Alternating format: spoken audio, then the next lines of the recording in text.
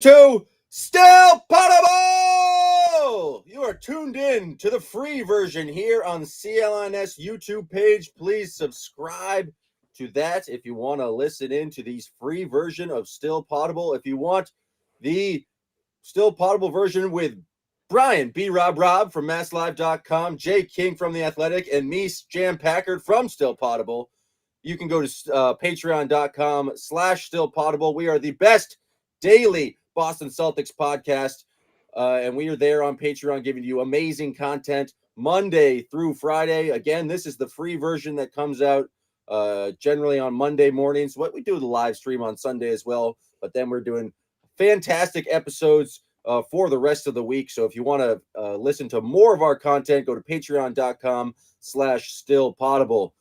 Today, we are here to talk Boston Celtics basketball. A big surprise there, but we are coming here to talk about, I guess, the two most recent games, the absolute drubbing of the Utah Jazz at home on Friday night, and then the win last night by the Boston Celtics, where they beat the Pacers 118-101. A pretty close game, a game that let the Pacers get back in the third quarter.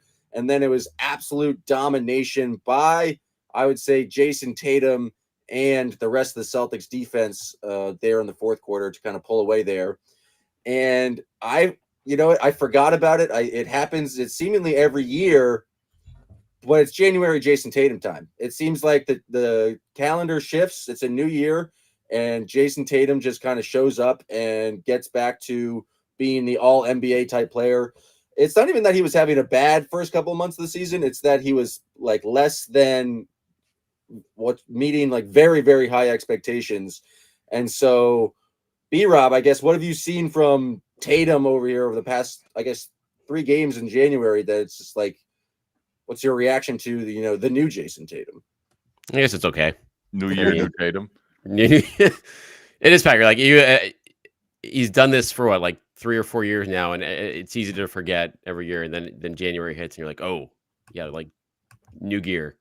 And offensively, for how efficient he was against the Jazz on Friday night, to Saturday night against the Pacers, pretty much just toying with them all night. 8 of 13 from 3-point range, 38, 13, and 6 across the board for his box score line. It's just, that teams that have these teams, we know they don't have anyone to defend him, but now it's just like he punishes them more and more, it seems like. And when the jump shot is falling like that, Jay, like I don't know what you can do against him, especially when he's just entering this new phase of his career now where he's just about pretty much doing whatever the team needs to do to win night in and night out and caring less about the numbers, which he's talked about a lot these last couple of nights.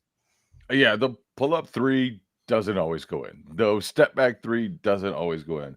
But like you said, when it does, it totally changes it. And to me, the most important play, or the play that stood out the most to me, was Tatum's hot. He's been hitting everything. He's absolutely destroying the Pacers, hitting just tough shot after tough shot.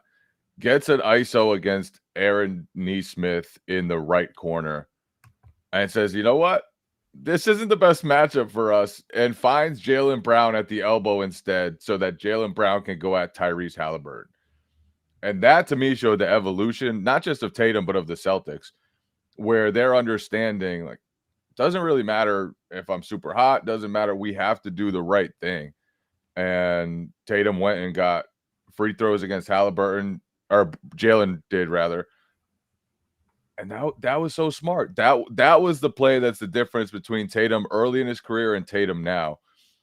He does typically start slow. Last year was probably the lone exception where he really, really had a great start. I think he was number 1 in Tim Bontemps' straw poll MVP vote after the first third of the season. But it's probably better for the Celtics that he starts a little slow, paces himself a little bit, then comes on during the second half of the season, because that's when you really want him, especially because even without epic Jason Tatum performances night in and night out, the Celtics are atop the NBA. They now have a 3.5 game cushion on Milwaukee, who's in second place in the Eastern Conference. I just think that if Tatum's 3-point shot comes back, especially those off the dribble shots, then that just adds one more layer to this Celtics offense, which I don't think has totally played its best basketball yet. I'm looking at his month splits from the 2020 season to now. He's actually a fantastic October player, but he's only played 15 games there. But it's really remarkable. Like, his points per game really jump up in January. His 3-point percentage goes from like 35 in November, December, and jumps up to 37, 38 in January. Shockingly, though, he's actually at best in March. March is his best month. He's a March guy for sure. He's definitely in March. He's averaging 30 points a game and 40% from three. And so that's including early in his career when he was only averaging probably like 14 or 15.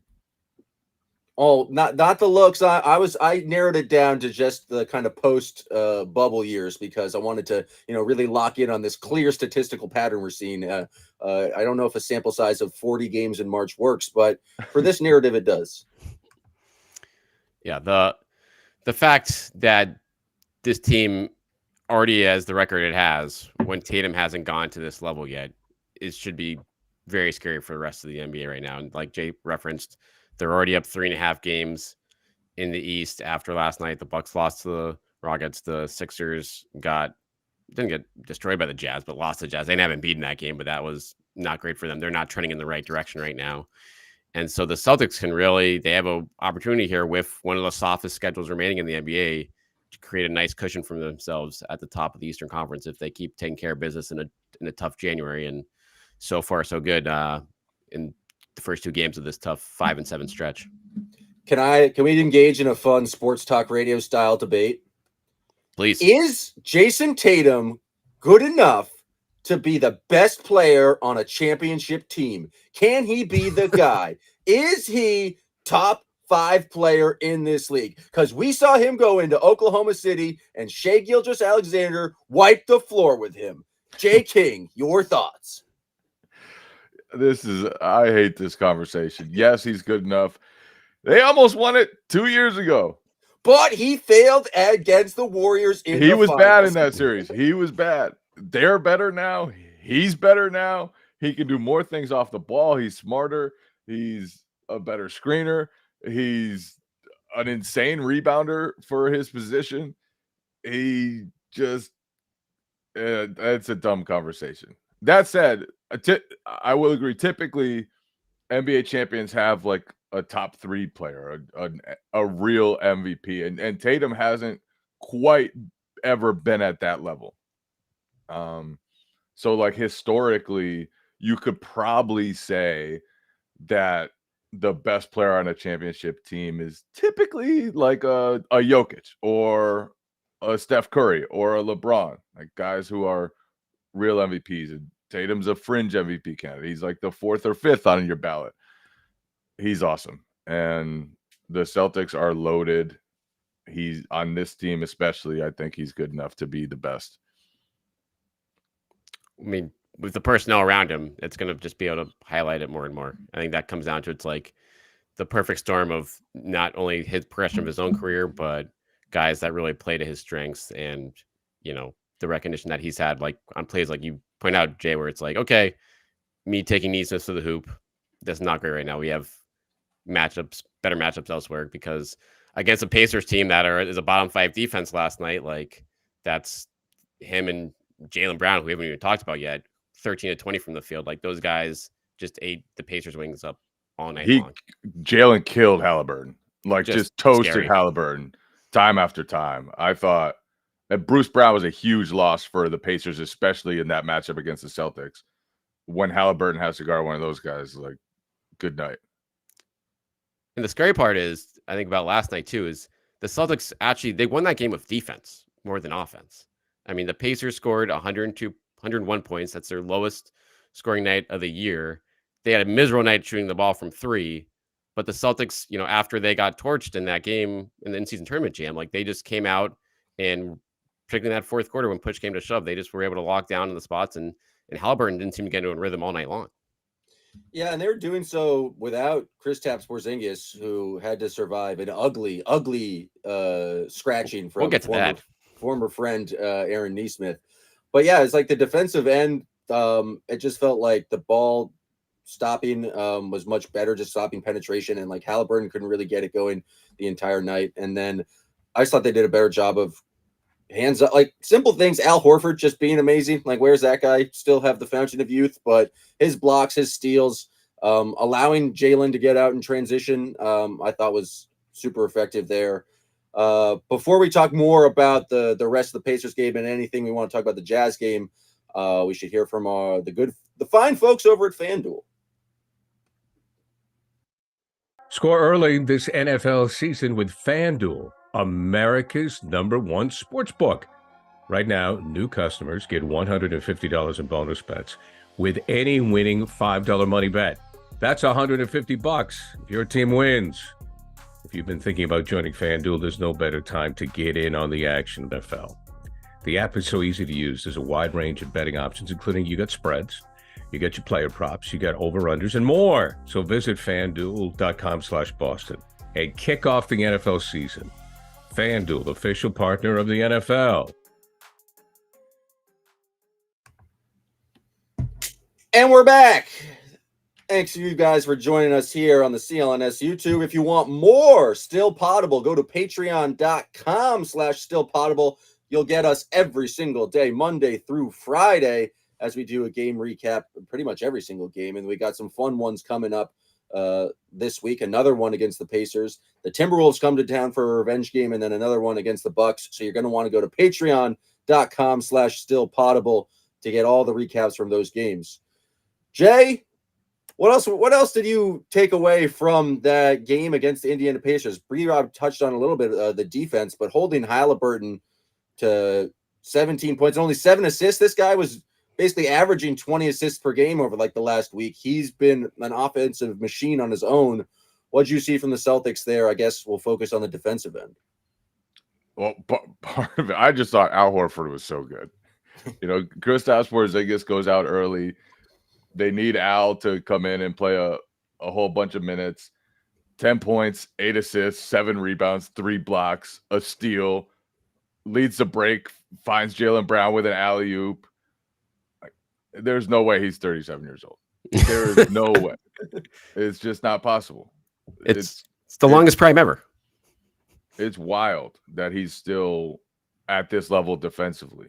Like, sure, you can extend your career by becoming a knockdown three-point shooter, which Al Horford has. He saw that evolution coming a long time ago, began working on a three-point shot a long time ago, has a much quicker release now, can get shots off more easily. That has been huge in allowing him to stay on the court. The only reason why he's still a viable player is because he has not taken a step back defensively. Somehow, he's still just an awesome, awesome defender. He was swatting shots off the board. He had that awesome steal that led to the fast break alley-oop. He can guard. He's still the rare big man who can switch and guard in space. And sometimes he gives up buckets, but it's almost always a guy shooting over the top of him. He makes him shoot over the top of him. The fact that he's still at that high level defensively is so important for the Celtics. And the fact that he's been pretty healthy, capable of playing whatever minutes they need. And it's been a smaller minutes load this year, which I think is really important.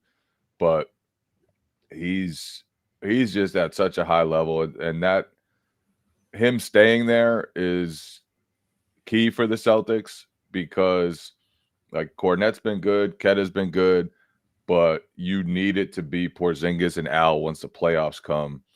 And Al is just still at such a high level. It's crazy. Yeah, the difference on that front from last, like right now, is they needed Horford on the floor to win a lot last year. And that led to the 31, 32 minutes per game, which was fine in the regular season. He was sitting there back-to-backs, but that's still a heavy minutes load regardless, even if you're sitting out those back-to-backs, because when you're at that age, like that, it's going to wear on you. And I think we saw the byproduct of that as those long series rode on against the Sixers and the Heat eventually at the end of last year. But now, to your point, Jay, like they can not only is he up, the minutes are down, but the Celtics have shown that, like, hey, Kornet can step in when Al's night off, and they're still winning all these games mostly handily. So they can also be able to build that cushion in during this mid-range of the season now and really rest him if they need to at the end of the year. Like really gear up where he's keeping his stamina up, he's keeping himself in top form, but he's not putting the miles on the tires. And so I think that's a season long thing, a team long thing in terms of preserving Al Horford and making the guy that we saw last night be like a regular appearance, not every game in the playoffs, but enough. And they're 3/8 of the way through the season right now, and they've taken some really important steps on that front. They're like mentioned, I was looking at the stats for his minutes down. He's had 26.5 per game, which is much, like, it doesn't seem that much lower than 30, but that's over the course of a whole season. And so I think they're doing a good job. I thought it was interesting. I don't know if they've done this before, but it's like rest them on the first night of a back-to-back, knowing that they have a better opponent on the second night. I just thought it was interesting strategic wise. My question for you guys is, what do you think the best Celtics defensive lineup is right now? Because I think Kristaps Porzingis has been very, very good as a rim protector, but I think we saw some times in the OKC game where he's super dedicated to helping out on the paint. He maybe can't get out, can cast those threes. Is the lineup with Al a better defensive lineup, or is it the lineup with Kristaps? Or is a combination? I don't know. I'm assuming we haven't seen a lot of both Kristaps and Al lineups, but I just don't remember them being thriving on either end of the court. So I'm curious what you guys think. Who's the best 5-man rotation in terms of best Celtics defense right now? Probably depends on the opponent. Oh, don't give me nuance. if there is anywhere to hide Porzingis and to allow him to guard a non-shooter, then they're just going to stifle you. They are going to punish you for having a non-shooter on the court. Porzingis is going to stay near the rim, wipe away everything. It's going to be just a real issue for him.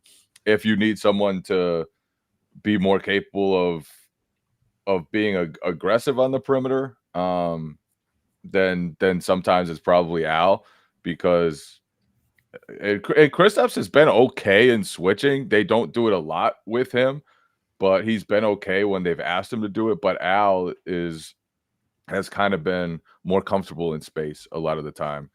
And so, yeah, but I mean, they're both really good defenders. And then you have Drew Holiday, Derek White, probably the NBA's best defensive backcourt.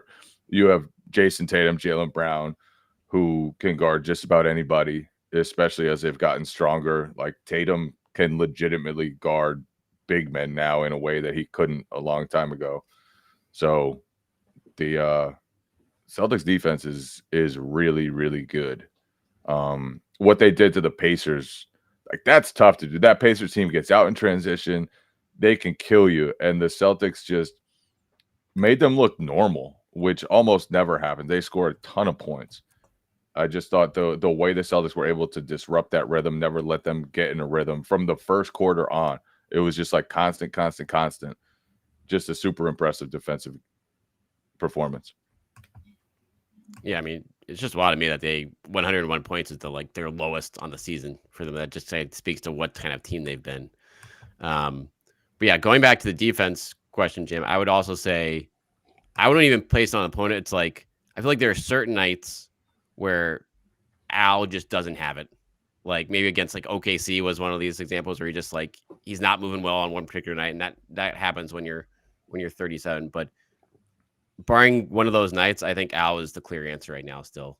And you're talking about versatility of being able to guard an Embiid or Giannis, or being able to hold his own on the perimeter somewhat. He still does that better than Porzingis in totality. Like, obviously he can't handle the Steph Currys and the SGAs of the world, but if you're just looking across the board, who do you trust more in that spot still? It's still Al. But the interesting question for Joe as the season goes on here is who, the upside of Kristaps offensively is so, great, where it's are you willing, how much?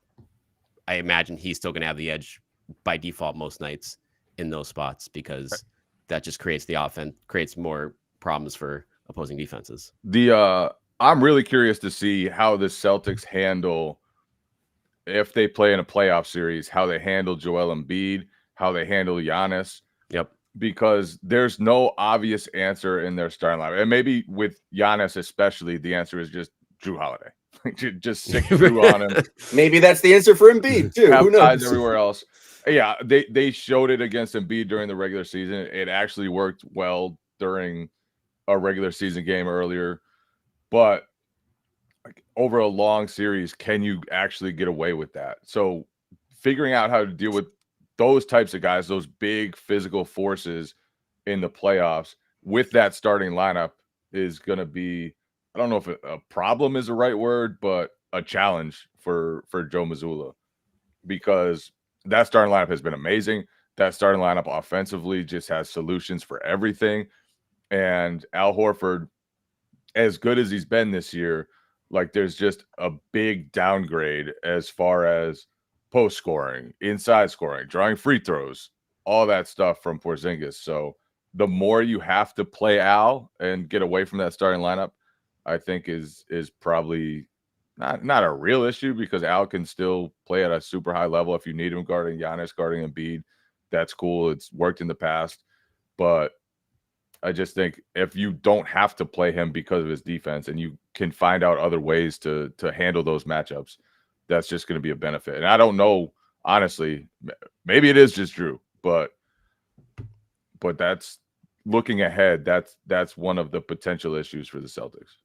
I think also in those matchups, you want Kristaps on the floor because he can pull out of the paint Joel Embiid or Brook Lopez.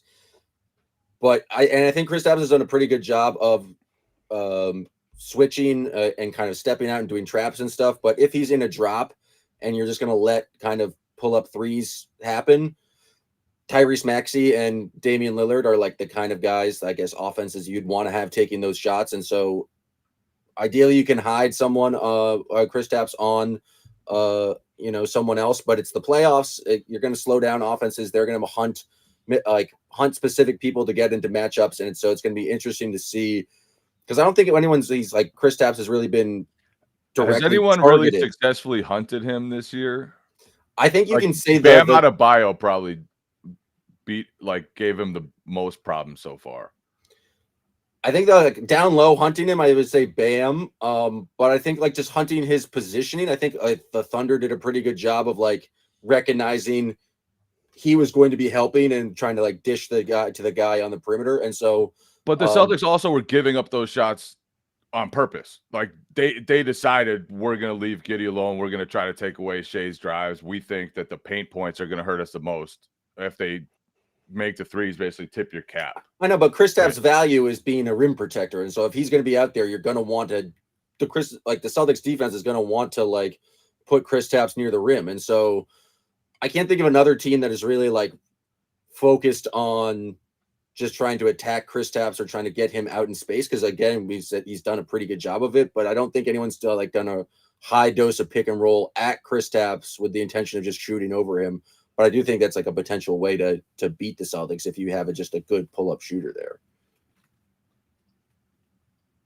Yeah, although he's mobile too. I haven't seen too many teams really give the Celtics issues that way.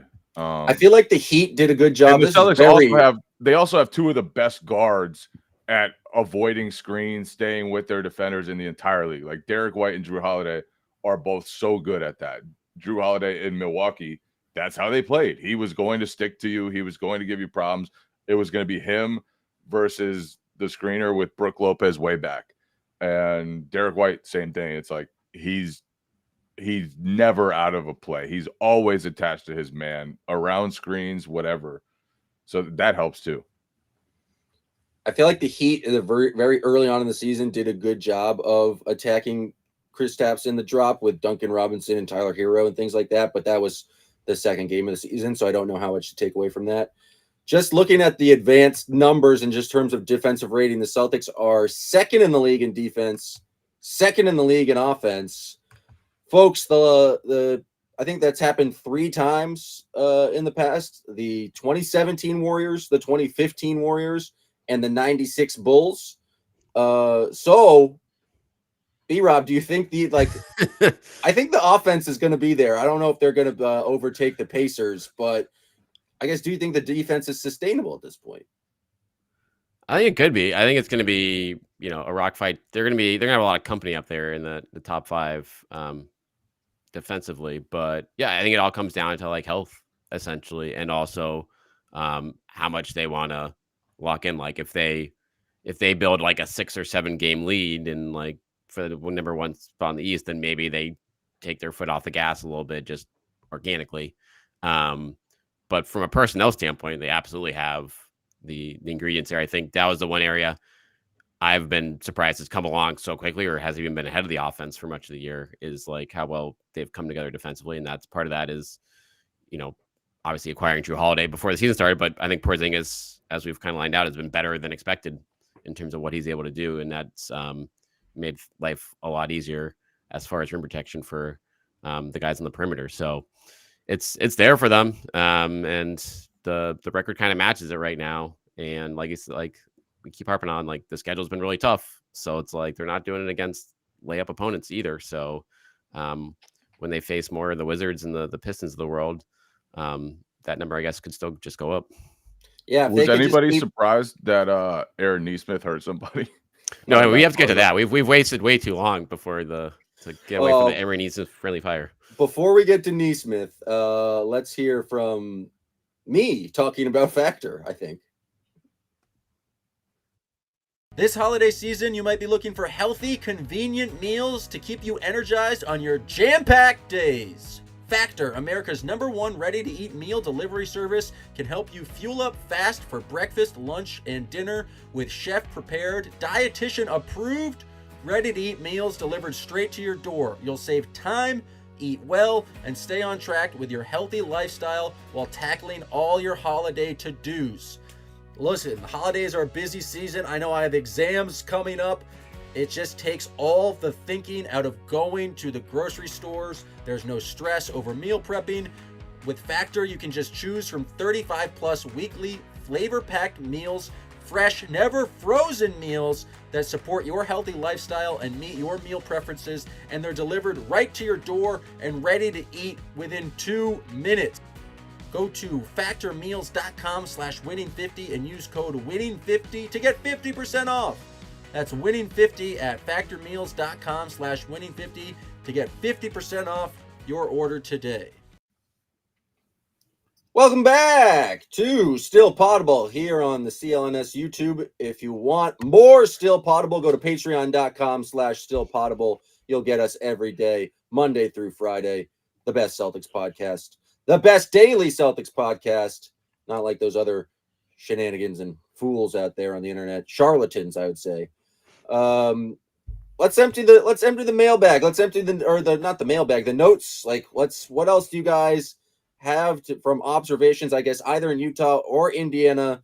But we'll start with, dare I say, reckless Aaron Nesmith. The play where he actually injured Kristaps, kind of felt like a fluke. But I think Scal and Drew Carter were talking about on the broadcast, like, he has contained his wild play. It's still kind of like the name Crash still applies. It's still kind of out of control, but it's like an order of magnitude less or more in control than it was with the Celtics. And so, B-Rob, what's your impression of Green Bean, as he was nicknamed here in Boston?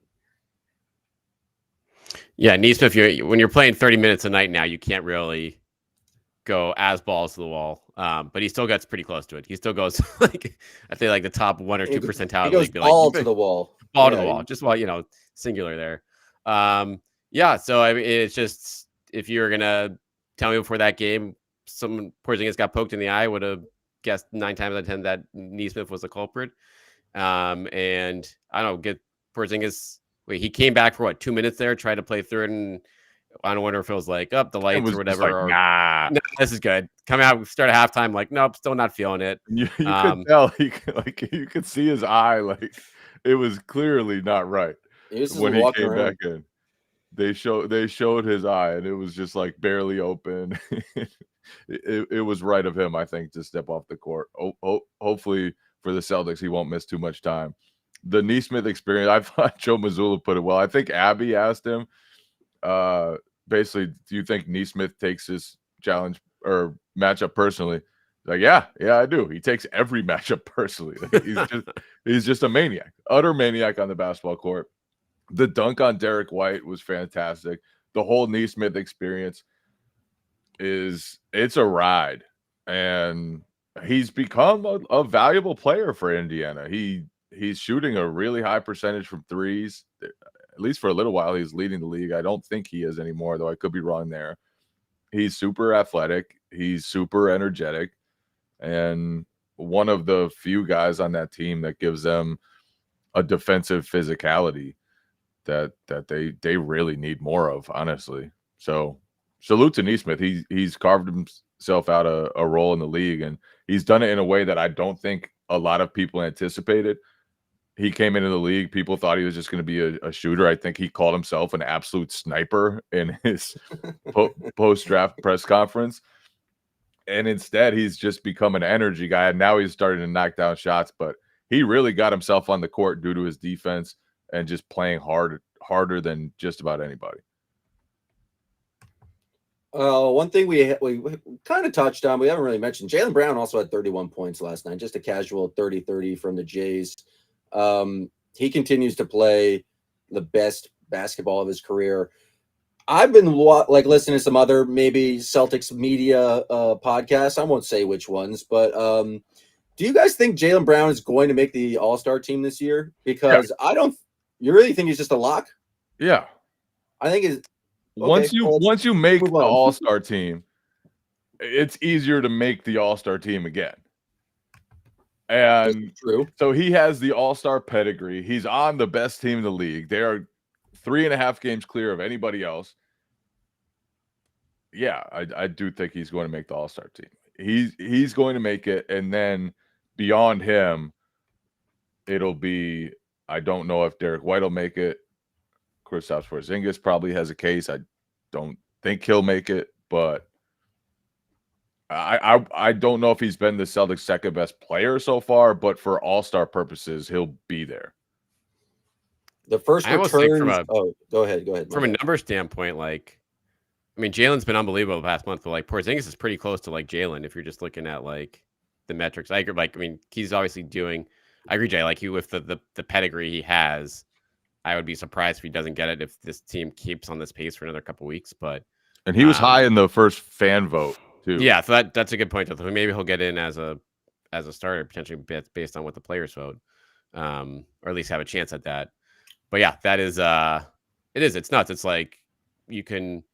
We'll break down all the candidates in depth here in upcoming weeks on the show, and we'll actually break down Porzingis' chances, White's chances, etc. But 2 seems definite for the Celtics, and 3, 4 question mark is not as preposterous if they keep this pace up. It's gonna be tough because only 12 guys make it, and so right now Kristaps was 8th in the front court voting. Derek White was 8th in the guards voting. So if you just go based on that, they'd probably not make it. But Mikal Bridges is ahead of Kristaps right now. I don't think he's an all-star. LaMelo Ball is ahead of Derek White. Mikal Bridges so high? I don't know. That really doesn't make any sense. The Nets have no fans. Right. Where are they coming from? Where are these votes coming from? Who started the Mikal Bridges campaign? Okay, who do you think's 9th right after Porzingis? Paolo. No, more votes than Paolo from your Washington Wizards, Kyle Kuzma. So who knows what's going on with this? This is why they took away power from the fans in terms of all-star voting. They didn't trust them to make the legitimate decisions after so many years of Dwayne Wade and I guess Derrick Rose making it for no good reason. B-Rob, any other observations from the past 2 games other than 100%. We need to break down. This is what I've been most excited for today to talk about with you guys. We need to break down the Hauser Cornet switcheroo situation at the free throw line. That was a great moment. They really tried to pull a fast one. And so here's my question for you guys though on this. We saw, so if anyone missed in the fourth quarter, loose ball foul, Cornet got fouled, going the other way. Was a long break. They have to walk down the other side of the floor. Hauser tries to sneak in, take the free throws in Cornet's place, almost does it, and then the refs actually eventually catch him. So Cornet goes to the line, and so Cornet makes the first, and NBC Sports Boston cameras pick him up, yelling at the bench, essentially.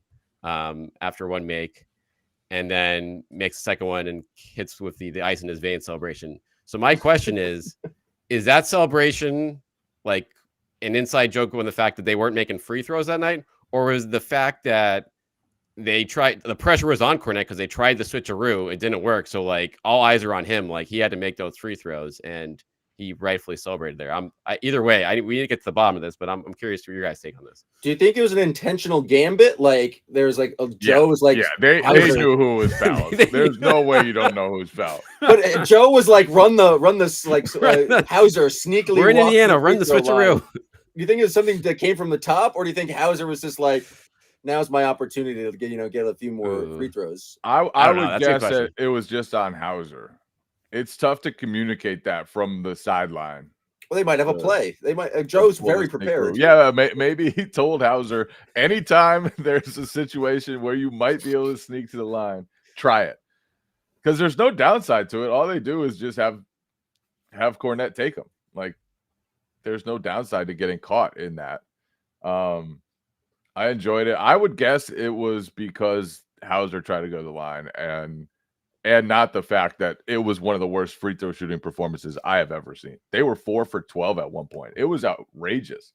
I've never seen a team miss free throws like they did. They did not get a free throw in the first half.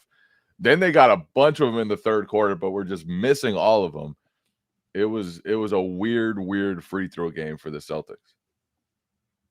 Agreed. That was wild. I'm with you. I think it was the fact that he got to go there after they tried to pull this move. And I don't know, long live Luke Kornet. That's the type of entertaining shit that we need in an 82 game schedule. You could just tell the reaction from the bench after he did that, just how much of a kick it they want. That's the perfect energy guy you want coming off the bench that keeps things light. He definitely has the best celebrations on the team, whether it's the moose or the glasses. He's definitely bringing lots of celebration game. We got anything else? While we're on Hauser and Kornet, I thought they had a great performance together after the Jazz game in the locker room. Do tell. That in that locker room, Kornet was just singing Christmas tunes, just on January 5th. belting them out. Oh yeah, it was late for the Christmas tunes, but he was belting them out, and then Hauser was just proclaiming to people that he's a lob threat. he caught an alley-oop in that game, and he was just telling everyone that he's a lob threat now. So he had 3 dunks. That duo. He had 3 dunks heading into this year. I think he has 7 dunks this year, 2 of them on lobs. So that's 100% increase on the amount of dunks. He might be a lob threat. I saw someone on Twitter write that Celtics people were crazy for thinking it's unusual when Sam Hauser dunks because he's a 6'8" NBA player. Well, it was unusual. This guy had 3 dunks his entire career heading into this season. I think 2 of them came on the same night. So he had dunked in 2 different games in his career before this season. So yes, we are going to remark when Sam Hauser dunks, especially when he catches an alley-oop, which I think he's now done twice in his career, maybe 3 times in his career. So it's rare, it's unusual, it's fun. Oh yeah, it's hard to dunk in an NBA game though. You have to be so athletic. Watching what guys do even guys you don't think are athletic, what they can do in pregame layup lines is just insane. Like Luke Kornet can throw down between his legs dunks, and it's like, oh wow, these guys are far more athletic than they're even allowed, because you have to be just on another level to dunk against that level of athlete. And Hauser just on another level athletically these days. Been a hell of a year for Hauser, shooting the ball from anywhere. His defense has been really good. His defense has been, far better than I think anyone would have expected given the growth in his role. And yeah, now you got Brad Stevens talking about, hey, yeah, we're looking for a big wing, but the answer might be internal. And obviously Hauser's a big part of that equation in terms of he's going to get those first crack at those minutes in the playoffs. And I don't know, I guess the other random development from last night, like Brissett seemed like he was everywhere, and he's kind of like, he's not making shots still. He but always he's is everywhere. He and the shots still don't fall, but do they have an option, or is there an option out there that is better than just the high energy Brissett? Stevens had that press conference where he said they want to bring in a big wing. Brissett is a big wing, but he's just not knocking down threes. Feels like the only time he ever knocked down threes was playing against the Celtics for the Pacers.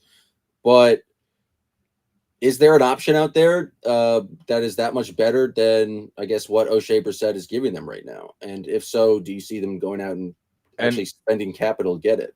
And part of that equation is how much more of a problem is it in the playoffs that he can't knock down shots? Right.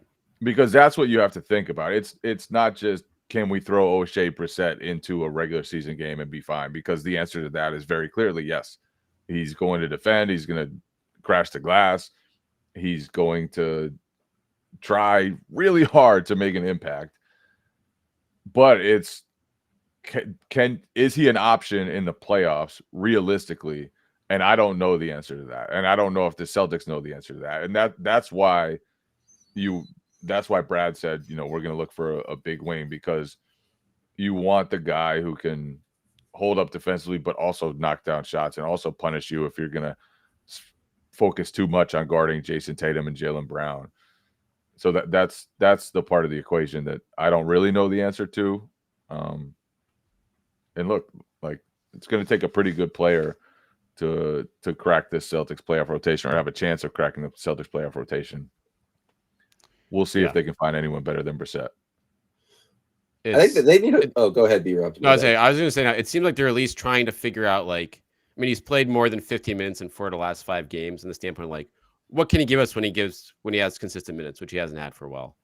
And on the standpoint of just having that information moving into the trade deadline, to your point, Jay, being how much can we give him a little bit of rope here? What can he show us? And then we can make kind of an educated decision of being do we feel comfortable in any spot from the playoffs, or is it a situation where we just need to find that upgrade? And he's probably going to stay on the team, but he's just going to be further down the bench.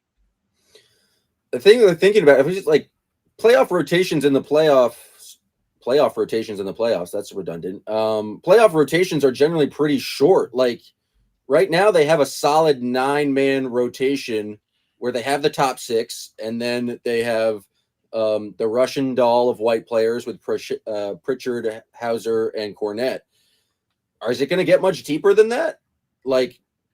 Rotations really shorten down, and I would be surprised if they're going to have a 10th guy. So I think yes, the question is whether or not they can bring in someone who's better than Brissett, but it's are they even going to be able someone who's better than Hauser, or are they going to bring in someone who's going to crack that top 9? Probably not better than Hauser. Yeah, probably not.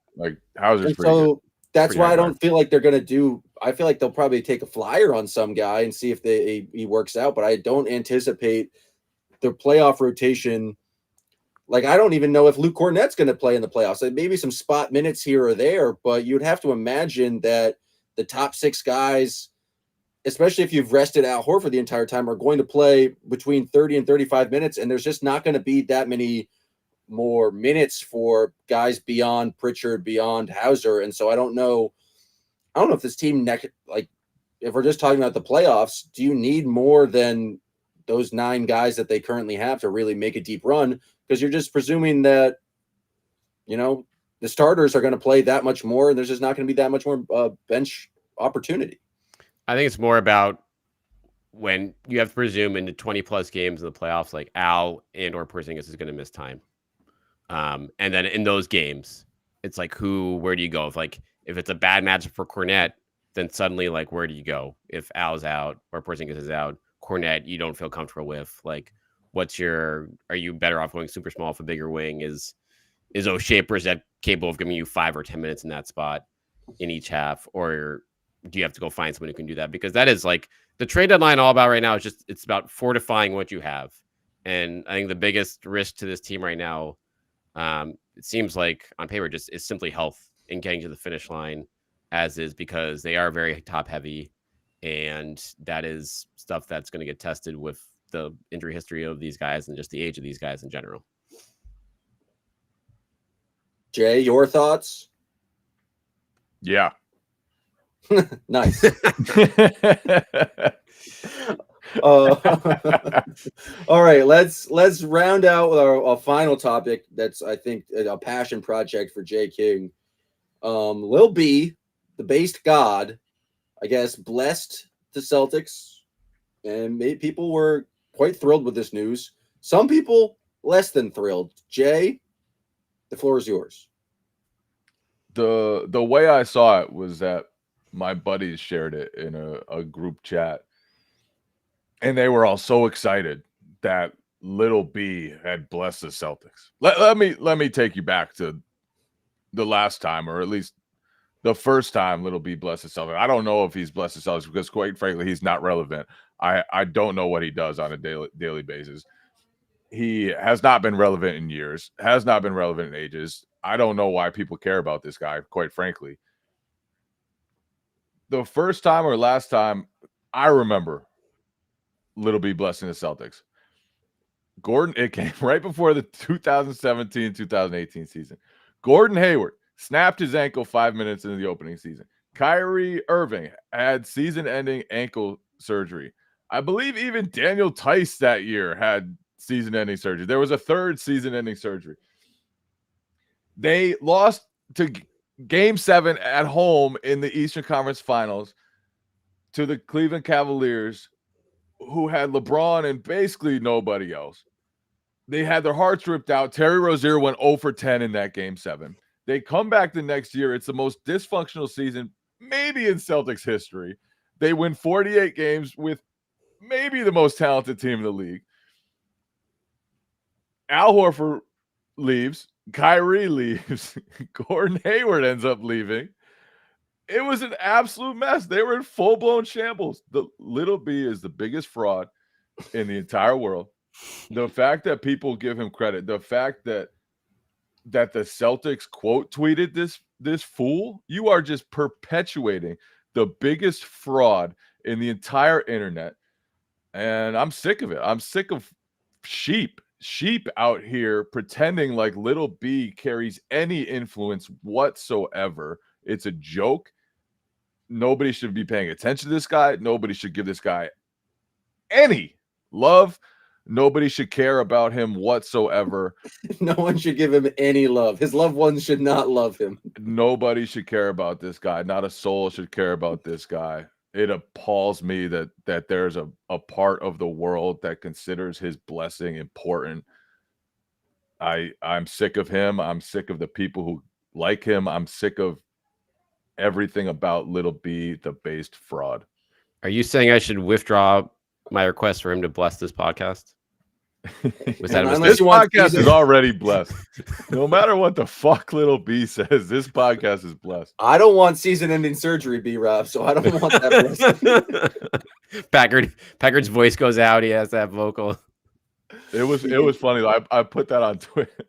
I put that on Twitter, and people were all mad at me for taking it seriously. I'm like, this is not serious. This is just a bit. Having fun, guys. But also seriously.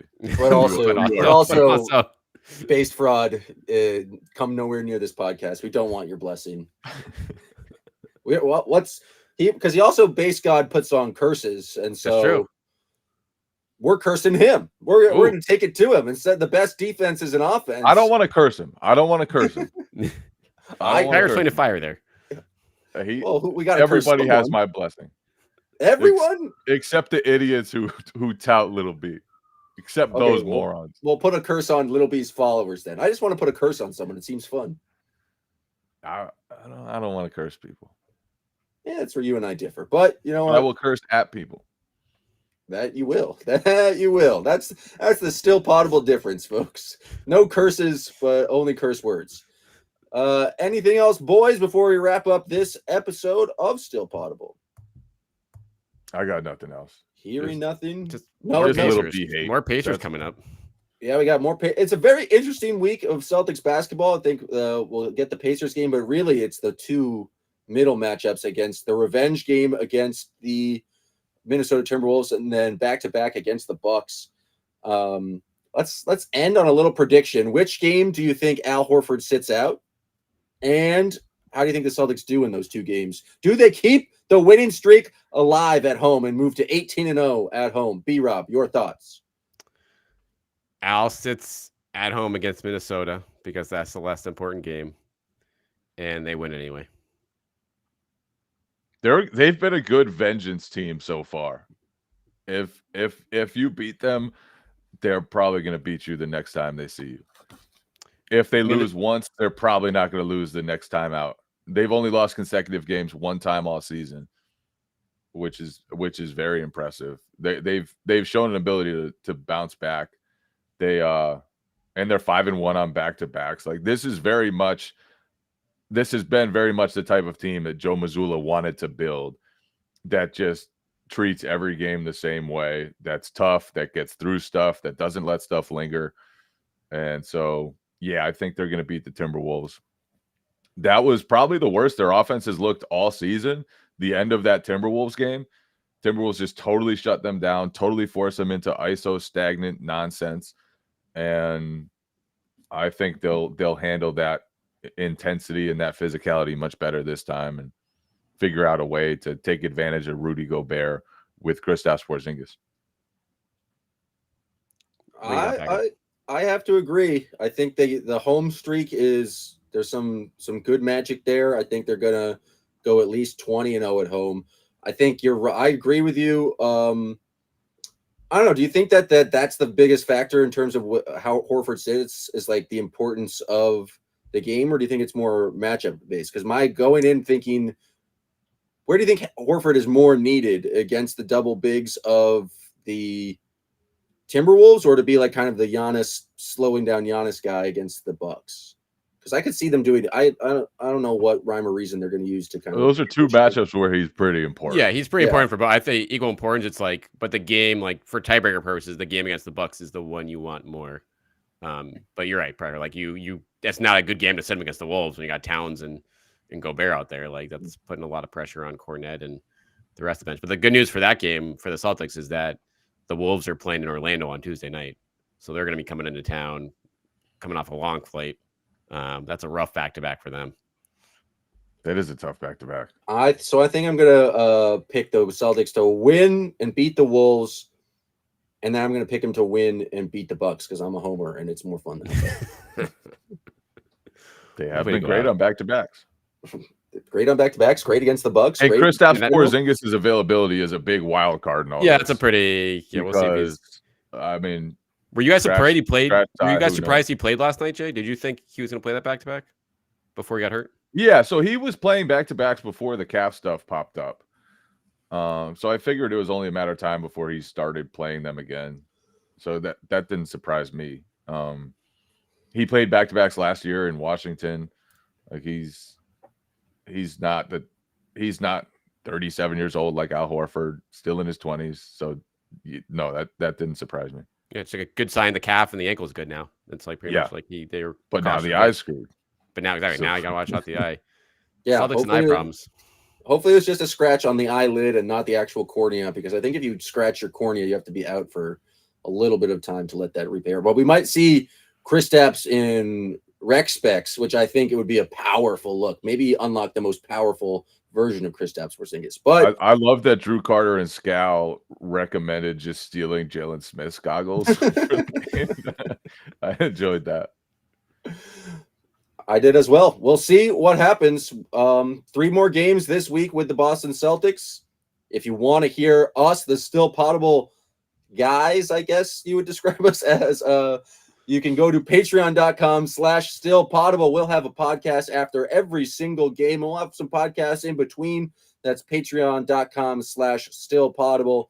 The best Celtics podcast. We really appreciate everyone who has tuned in, and we appreciate even more everyone who has subscribed to us on the Patreon. Really trying to create a fun community over there. The chat on the Patreon app is just firing away during every single game. We got some great people in there. Got a voicemail line, leaving some interesting voicemails. We get to that during the week. So if you want to come and join us at Still Poddable fam, again, patreon.com/stillpoddable. For B-Rob of MassLive.com, Jay King of The Athletic, and Jan Packard of Still Poddable, We'll really appreciate you guys tuning into this episode, and we'll be back on the CLNS YouTube feed next week. But in the meantime, join us on the Patreon. Enjoy the snow, Boston folks.